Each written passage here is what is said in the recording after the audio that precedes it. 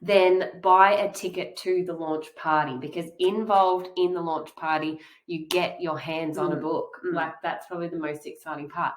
And also some live entertainment. You and I are going to be there. It's going to be like a live session. Ticket just pay for it. It's almost going to be an in-person event of my time, really. Yes, oh my God. Yeah. So you can catch us in the flesh. Yeah. Catch us in the flesh.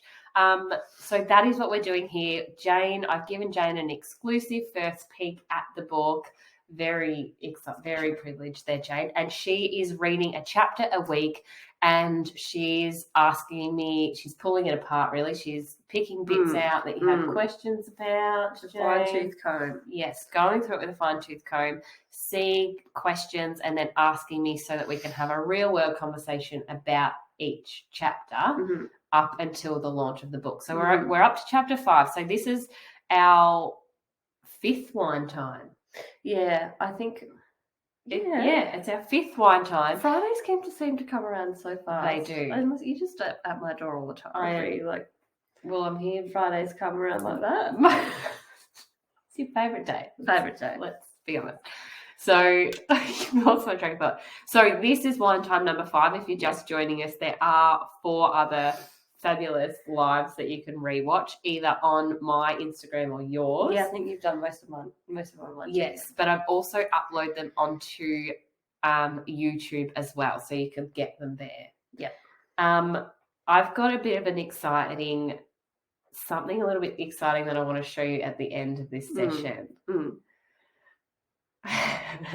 on the edge of my seat for this. So I am also excited to see this. Yes. So something a little bit exciting that I've been working on that I want to show you at the end of this session. So if you're watching, these sessions go for about 25 to 30 minutes. Yeah. Hang around to the end, because I have something pretty special related to last week's conversation. Right. All right. So let's get into it, Jane. So take it away. This week was chapter 5. I feel like I said chapter 5 last week. You did, but then we worked out, chapter 4.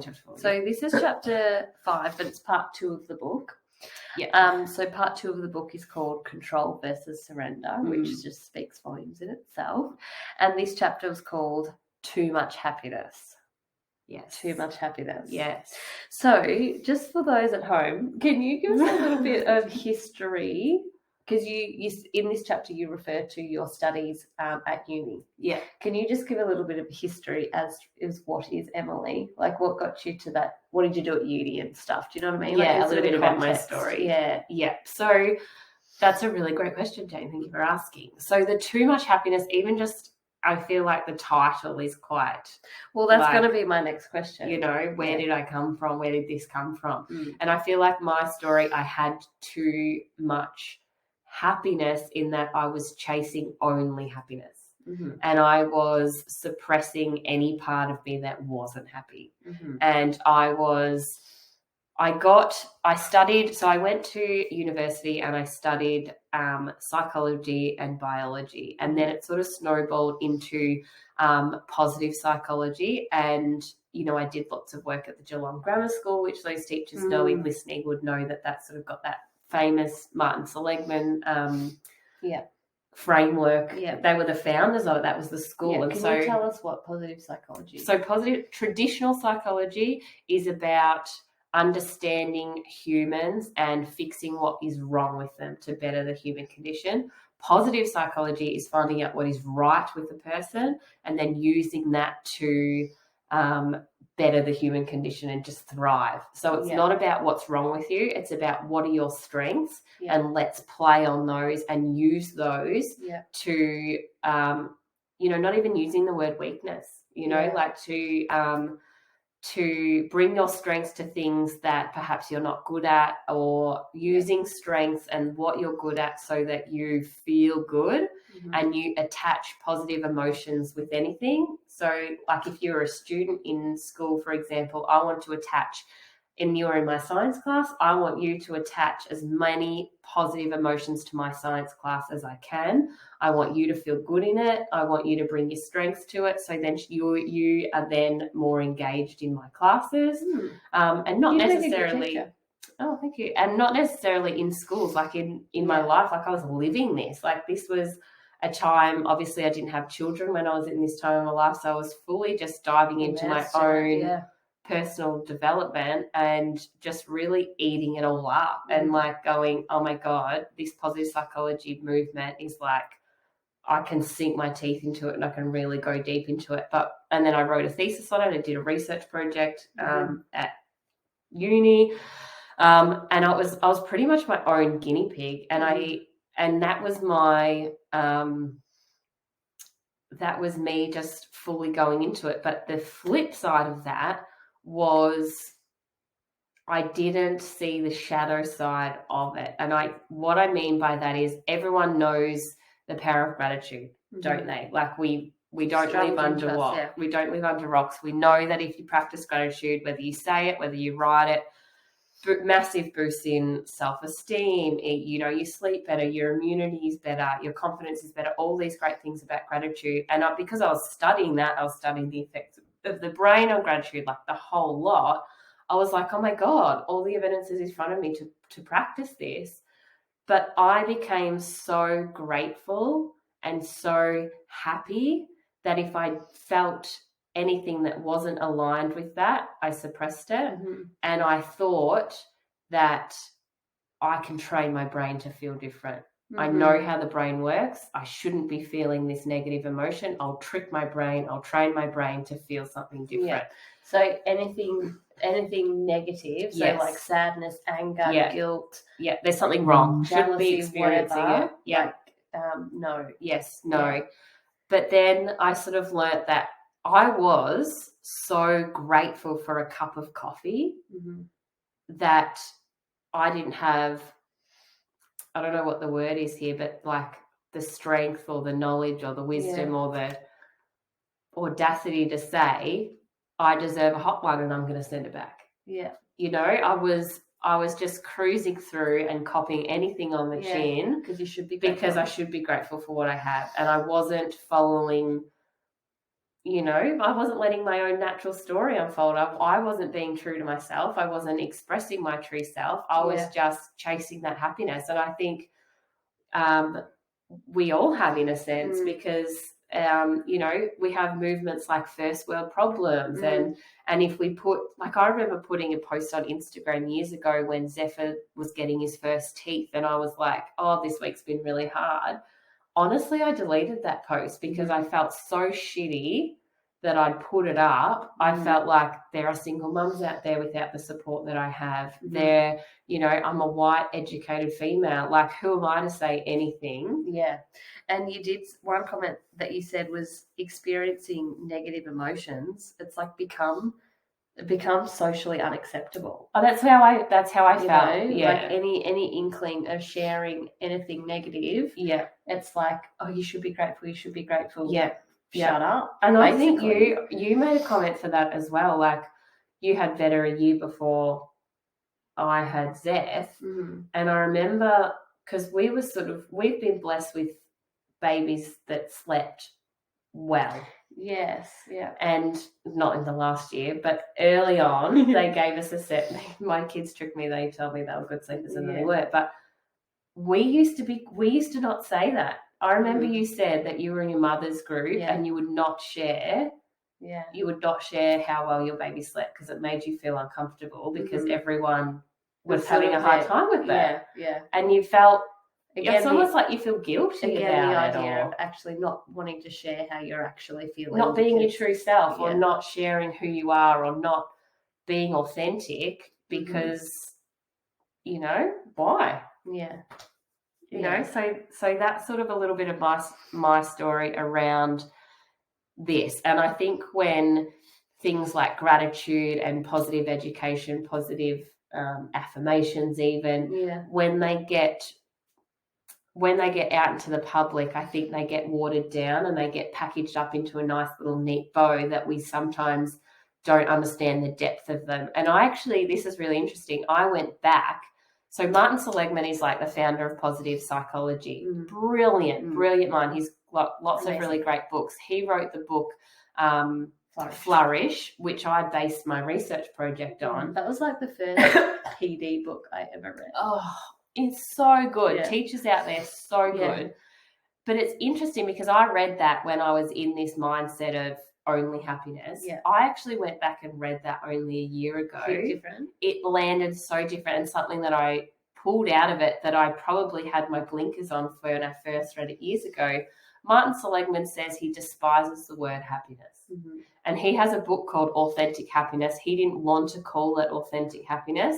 Wow. His publishers encouraged him to write it because it would sell more books.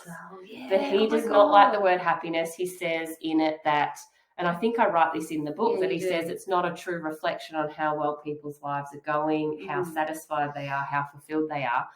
And I relate that to being a mum, because it's like, we watch The Wiggles a billion times, or we read the same Tractor book a billion times, not because it makes me happy. Like, that doesn't make me happy. It's like, oh, really, again? But it gives my life meaning, and I get fulfillment out of it as a parent. So it's not about chasing that happiness. And particularly as women, when we're driven so much, like our hormones play so much role in our moods are up and down. Our moods aren't. It's just the world gets more annoying. Well, that's right. Yes. The world gets more annoying. It's nothing to do with us. But happiness, if you measured happiness, it's based on our mood. And so, and I think I sort of got caught in that trap in that education when I was working in the education system, where it was like, what do you want for your child? And everyone would say to be happy. Yes. And I've learned to go, no. I want more than happiness. I want my kids to have more than happiness. I want them to have courage. I want them to know when they're not happy and stand up and make a change. I want them to say no and set healthy boundaries, and things that I'm sort of still learning to do now. No, you're a lot better. Thank you. So in that, like, you've sort of unpacked what this whole notion of what too much happiness is and the effects that it can have of it. And you sort of start to talk about shadow work of how, and I remember learning this when I did the spiral course, is that there's always a light and there's always a shadow. And they can live harmoniously. And you were sort of suppressing that shadow side. But understanding the light and the shadow, can you talk about how understanding that there's the light and there's dark, how has understanding the shadow work helped you? Well, I think there are definitely two sides to every coin, like everything. And as the example that I used with gratitude, I was so grateful for everything that the shadow side of that was I wasn't standing up for myself with claiming what I really wanted. I wasn't even in touch with what I really wanted, or I didn't have the balls to, I don't like using that term, it just rolled off the tongue, which I hate. Anyway, we could really unpack that. I won't go down there, but anyway, I'll explain it. Maybe I'll explain that in the caption. Okay. Or something. Anyway, what was I saying? You didn't have... I feel that. You didn't have the courage. Or the strength or the confidence to sort of stand up. And that's the shadow side of gratitude. Like, I don't want to get the wrong message where I'm like, don't practice gratitude or positive psychology is a load. Like, it's when understood, when understood properly, which I didn't originally. I thought it was just all about sunshines and rainbows and unicorns. That was the shadow side of it, was I missed that other side. So if we're talking about shadow, so for example, let's talk about anger. So when I was in this stage of my life, I was suppressing any kind of anger, any kind of negative or socially unacceptable behavior, didn't want a bar of it, slapped a positive affirmation over it, like ignored it. The shadow side of that was, like I explained, I didn't have any strength to set boundaries. I didn't have the courage to say no to anything. I was just sort of floating around. I was very malleable with people's opinions. And so I was very detached from that, which also detached me from my instincts, because feelings are our instincts. Yeah. And as mothers, we know our children's well-being very much relies on our ability to be connected with our instincts. So the shadow side of that was, when I became a mother, I didn't have the luxury, I call it a luxury, of suppressing those emotions anymore. I didn't have that, because I couldn't do it. Yeah. I was pushed, as a mother, I was pushed to such extremes, such emotional states, that I didn't have the luxury to suppress that. So what that looked like was an outburst of rage. Mm-hmm. And it was weird, because it was like, that is so out of character, what is happening. And it was like a light literally switched for me, and I was going, okay, what's going on here?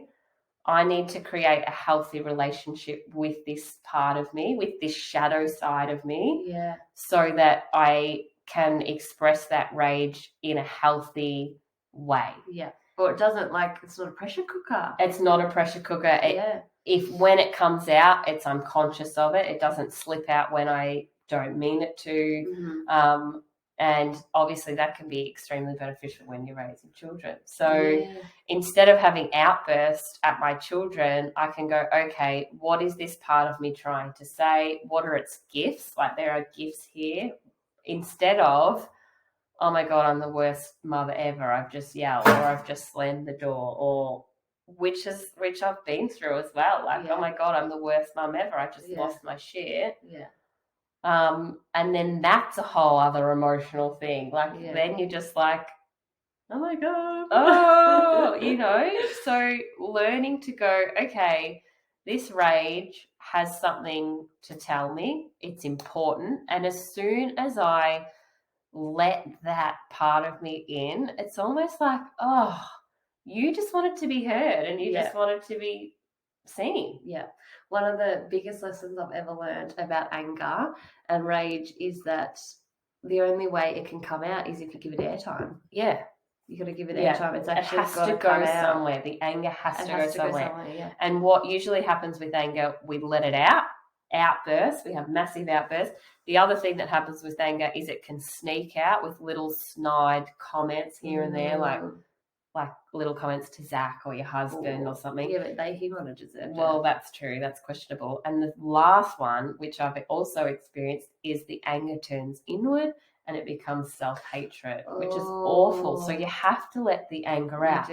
So in this book, I explain a CAR, a conscious anger release. Ooh, that sounds good. It's been really great for me. I don't think I've got to that. Oh, explain it. It might not be in that chapter. Is that you meditating? No. Because I want to ask you about you meditating. Maybe. But the conscious anger release, which I've spoken about before actually in an Instagram video, some of you might be familiar with it, is you go, so perhaps you've experienced one of those three things of anger. Perhaps you've had an outburst, perhaps you're starting to make snide comments like that's leaking out of you, or perhaps you've noticed a little bit of self-hatred. You can literally do the conscious anger release technique. There's a person who founded it and it's in the book and I can't think of it off the top of my head. But it's where you go, okay, I'm going to schedule in some time to release this anger. Yeah, so you literally schedule it in. I know that I'm at home by myself on a Monday. I might pop that in my diary. I have done, and it's literally hilarious. Like, if you were a fly on the wall, it would be so funny.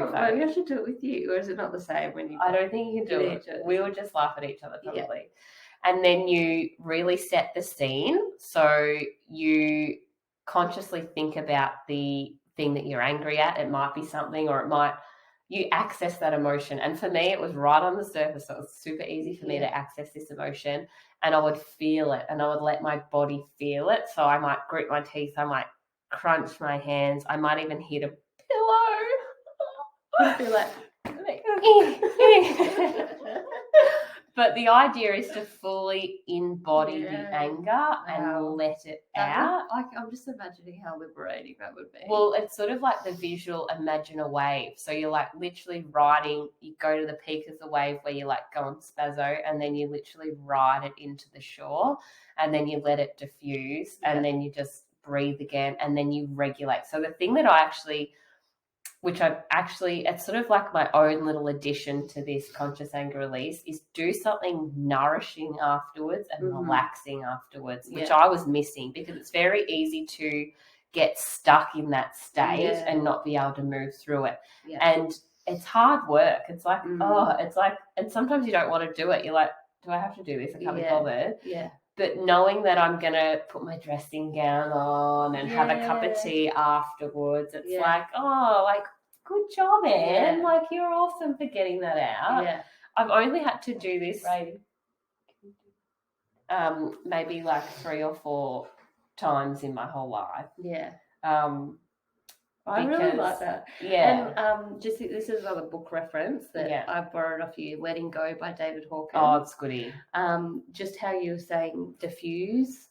Yeah. Like how you diffuse and pare back the emotion in order for it to go. Yeah. He talks a lot about that. So just giving a little FYI to the audience. And then moving. Like sometimes you might literally need to move. Like go for a walk to let that energy all get out. Yeah. I really like that. It's like, wow. Yeah. Wow. But another thing I was going to ask you about. So quite often. Oh, thanks. Did you buy that for me? Throughout your book, you talk about like the sanctuary of like a hot cup of tea. Oh, so you prepared earlier, so you can enjoy a hot cup of tea. Nice.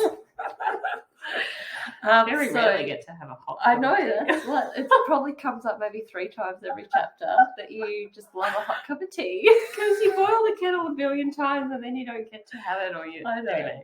You use it. You use it a lot, so I gave it to you. Had one prepared.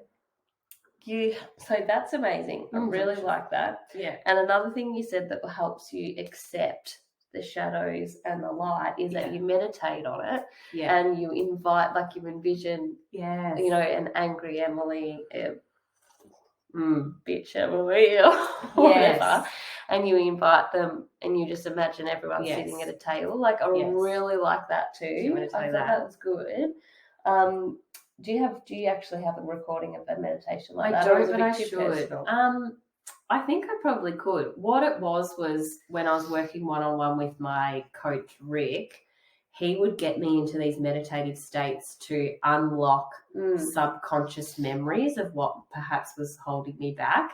And I had this like visualization or a dream or whatever you want to call it, this visualization of like, it's sort of like just this white space of nothingness, and then just me as I am, like my higher self. And then it was like this round table, and parts of me that I've been struggling with, perhaps my angry self, my mean self, my judging self, would come to the table. Yeah. Like we'd all float to the table, and me as my higher self would be like, what do you need, angry me? Yeah. And she'd say, I'm just working really hard. I just want you to see me. And I'd be like, okay, I see you. Yeah. And then I'd go to the next one. And then we'd literally just sort of merge into one.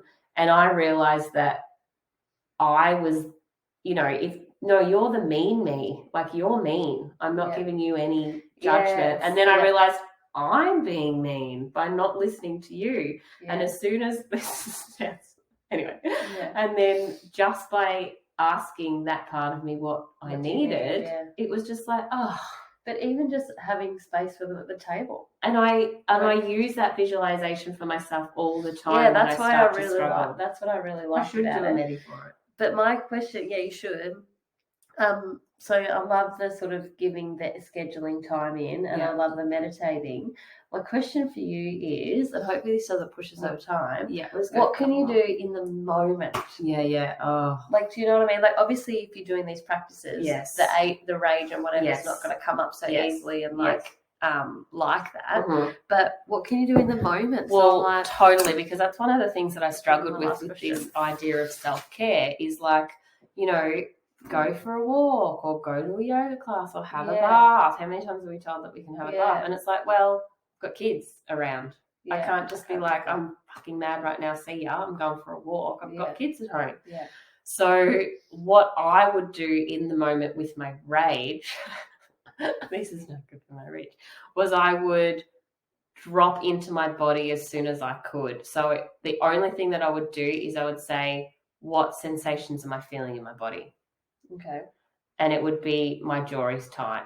Yeah. It would be my shoulders are clenched. Yeah. And I, without trying to change that, I would just notice it. Okay. And when you do, I don't even want to say anything next. I'm just going to invite you to do that and notice what happens. But spoiler alert, just noticing the sensations in your body is enough for me to dissipate. And it's not me trying to change it. It's not me trying to, okay, calm down. It's just noticing what sensations are in my body, because often it's loud up here and I can't make any sense of any thoughts, but it's what's happening within my body. Yeah, and often when I feel it, I'm just going like, it's okay. Yeah. Like, calm down. But I don't need to do that. I just need to notice. Just notice what's going on in your body. I like that. Also, this is something that came out with my conversation with Dr. Russell Kennedy, the anxiety MD. I'll tag him below because you need to follow him. Okay. He's done a quote for my book, which I'm so grateful for. He's on the cover of my book. Wow. I know. And he said to me when I had a conversation with him, he said, if I said to you, Jane, I'm going to give you $1 million if you make a halfway shot in basketball, and we're going to do that shot in a month from now. Oh, easy done. Question, when are you going to start practicing? Like now. Exactly. You're going to practice right now. You're not going to wait a day before, an hour before. You're going to do the work right now so that when it comes time to when you need it, you've got it, which is like these practices. But sometimes it's hard because particularly with rage and my anger, I don't realize I'm suppressing it until sometimes it bursts out. And then I'm like, oh, okay, I've got something I need to work on, which I think giving myself permission to do that. Yeah. We're human. And I had this conversation with you. We're going to wrap things up, but I had this conversation with you just last week where I was like, I'm finally at a place where, being calm isn't my goal. Being present is my goal. And if I lose my shit and my kids see me in that state of rage, I'm not saying that, I don't even know the words, but I'm sort of saying that if my kids see that, I'm okay with that because they know that I've got a next level and they know that I can be a lioness if I need to. And if they ever need me to protect them, they know that I've got that in me. And if don't fuck with mum. Yeah. Because if I'm on your side, I'll literally kill for you. Do you know what I mean? I think it's important for them to know that and see that. Yeah. Not that I'm going to go out there and be the Hulk smash all the time, but, Yeah, but I think it's okay I've always thought that, and I think I've learned that maybe from mum, that I think she might have said it's okay for your kids to see you and your husband argue, for example, as long as they see you also resolve it. 100%. So it's okay for them to see, you in those states. Yeah. Not too out of control. Yeah, it's not like you do it and you give yourself an excuse for it, but it's like they see it and then they can also see you regulate. You know what I mean? 100%. That just speaks volumes as well. Yeah. That actually was all my questions. So that's perfect because it's half an hour and I've got